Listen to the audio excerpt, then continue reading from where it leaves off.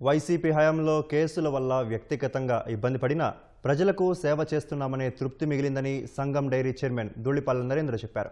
తండ్రి ఆశయాలను కొనసాగించేందుకే సంఘం డైరీ చైర్మన్గా ఉన్నట్లు స్పష్టం చేశారు. ధూళిపాల వీరయ్య చౌదరి వర్ధంతిని పురస్కరించుకొని గుంటూరు వడ్లమూడిలోని డీవీసీ ఆసుపత్రిలో న్యూరాలజీ విభాగం ఆధునిక ఎంఆర్ఐ స్కానింగ్ యంత్రాలను ప్రారంభించారు. కార్యక్రమంలో మంత్రులు పయ్యావుల కేశవ్, ఆనం రామనారాయణ రెడ్డి పాల్గొన్నారు. సంఘం డైరీ పట్ల నరేంద్ర చిత్తశుద్ధిని కొనియాడారు. 16 సంవత్సరాలు నేను సంఘం డైరీ చైర్మన్గా లేను.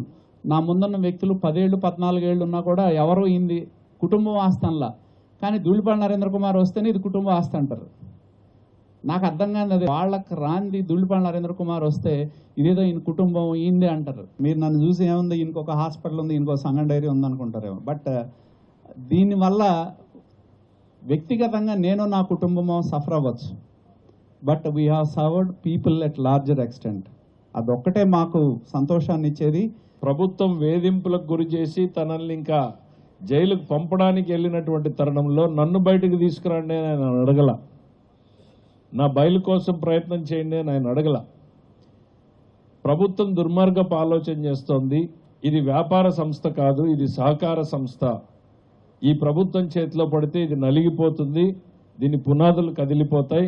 దీన్ని కాపాడాల్సినటువంటి బాధ్యత మనందరి మీద ఉంది. మీ దృష్టి దాని మీద పెట్టండి అని అడిగారు. That speaks his commitment to the organisation.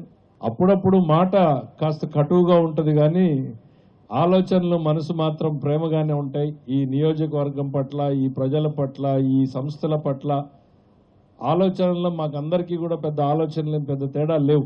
ఇవన్నీ కూడా ప్రజలతో కలిసి పనిచేయడానికి మార్గాలే తప్ప జీవించడానికో జీవితంలో ఆదాయాన్ని సంపాదించడానికో మార్గాలు మాత్రం కాదు.